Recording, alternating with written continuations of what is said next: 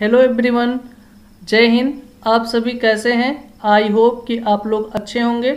आप लोग जैसे भी हैं हमें कमेंट करके ज़रूर बताएं। क्या आप ट्रिपल सी कर रहे हैं या करने का सोच रहे हैं? जी हाँ दोस्तों, आपने सही सुना। क्या आप ट्रिपल सी कर रहे हैं या करने का सोच रहे हैं? अगर आप ट्रिपल सी कर रहे हैं या करने का सोच रहे हैं, आपने सोचा है कि मैं आगे चल के ट्रिपल सी करना चाहता हूँ या आप कर रहे हैं, तो ये वीडियो आपके लिए ही है। आपको इस वीडियो में हम ट्रिपल सी से संबंधित कुछ चर्चाएं करेंगे, कुछ बात करेंगे जो आपके एग्ज़ाम के लिए, आने वाले समय के लिए आपके लिए काफ़ी हेल्पफुल होगा। तो सबसे पहले हम इस ट्रिपल सी में चर्चा करेंगे कि ट्रिपल सी में जो आपका एग्ज़ाम होता है वो ओवरऑल पूरी परीक्षा जो होती है वो 100 अंक का होता है। यानी आपके जो ट्रिपल सी का एग्ज़ाम होता है वो ऑनलाइन होता है और ऑनलाइन में आपके 100 यानी कि 100 क्वेश्चन पूछे जाएंगे और 100 अंक का ही वो होगा, जिसमें किसी भी स्टूडेंट को पास होने के लिए मात्र 50 अंक की यानी 50% अंक की आवश्यकता होती है। यानी ट्रिपल सी के जो एग्ज़ाम होते हैं वो ऑनलाइन होती है, 100 नंबर के होते हैं, जिसमें स्टूडेंट को पास होने के लिए केवल 50% अंक यानी कि 50 नंबर की आवश्यकता होती है। ट्रिपल सी में हम देखते हैं कि ग्रेडिंग सिस्टम क्या होते हैं। ट्रिपल सी में जो ग्रेडिंग सिस्टम होता है, अगर आप ग्रेडिंग देखना चाहते हैं तो आप यहाँ पे देख सकते हैं कि ग्रेडिंग में 50 अंक से कम होने पर आप फेल हो जाते हैं। 50 से 54 के बीच में यदि आप अंक प्राप्त करते हैं तो उसमें आपको डी ग्रेड मिलता है। 55 से लेके और 64 तक अगर जो आप अंक प्राप्त करते हैं तो सी ग्रेड। 65 से 74 के बीच में यदि आप रहते हैं तो बी ग्रेड। 75 से 84 के बीच में रहते हैं तो ए ग्रेड। और यदि आप 85 अंक से अधिक प्राप्त करते हैं तो आपको एस ग्रेड मिलेगा। यानी अगर आप एग्ज़ाम देते हैं तो एग्ज़ाम में आपको ये ग्रेडिंग सिस्टम जो है नाइलेट के द्वारा जारी किया जाता है कि 50 अंक से कम होने पर आप फेल हो जाते हैं। 50 से 54 के बीच में आपको डी, 55 से 64 के बीच में सी, 65 से 74 के बीच में बी यहाँ पर आपको देखने को मिलेगा। तो अब हम बात कर लेते हैं ट्रिपल सी के सिलेबस के बारे में। यानी कंप्लीट ट्रिपल सी का जो हमारा सिलेबस होता है, क्योंकि देखिए सिलेबस में आज के समय में क्या होता है कि सिलेबस कुछ और होते हैं और पढ़ाई कुछ और जाते हैं।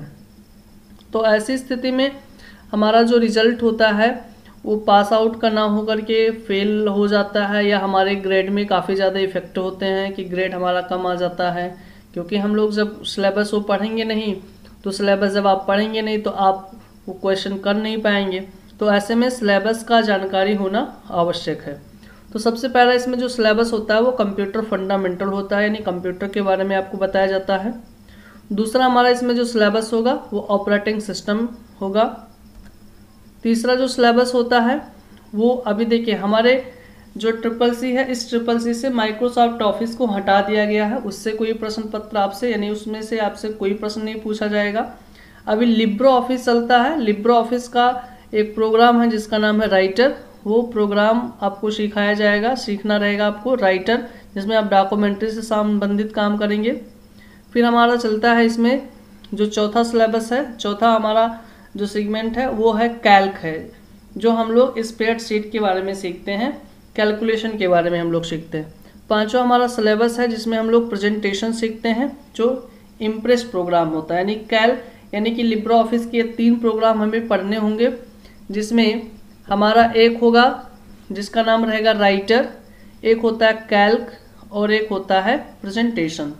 तो यानी कि फर्स्ट आपको कंप्यूटर फंडामेंटल, दूसरा आपको ऑपरेटिंग सिस्टम, तीसरा हमारा लिब्रो ऑफिस का राइटर चलेगा, इसमें डॉक्यूमेंट्री का काम करेंगे, कैल्क चलेगा स्प्रेडशीट से संबंधित, प्रेजेंटेशन यानी कि हम एक इम्प्रेस प्रोग्राम होता है जिसमें कि हम प्रेजेंटेशन बनाने का काम करते हैं। इसके बाद हमारा जो अगला सिलेबस रहेगा इसमें वो हमारा रहेगा इसमें इंटरनेट एंड डब्ल्यू। इसके बाद हम लोग सीखेंगे ईमेल एंड सोशल नेटवर्किंग। इसके बाद हम लोग सीखते हैं इसमें e governance and services.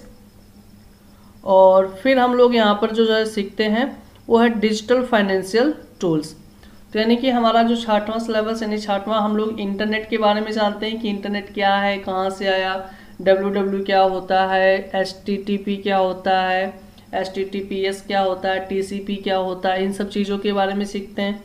Emails क्या होते हैं, मैसेजिंग भेजे कैसे जाते हैं, रिसीव कैसे होता है, सोशल नेटवर्क क्या होते हैं, इन सब के बारे में।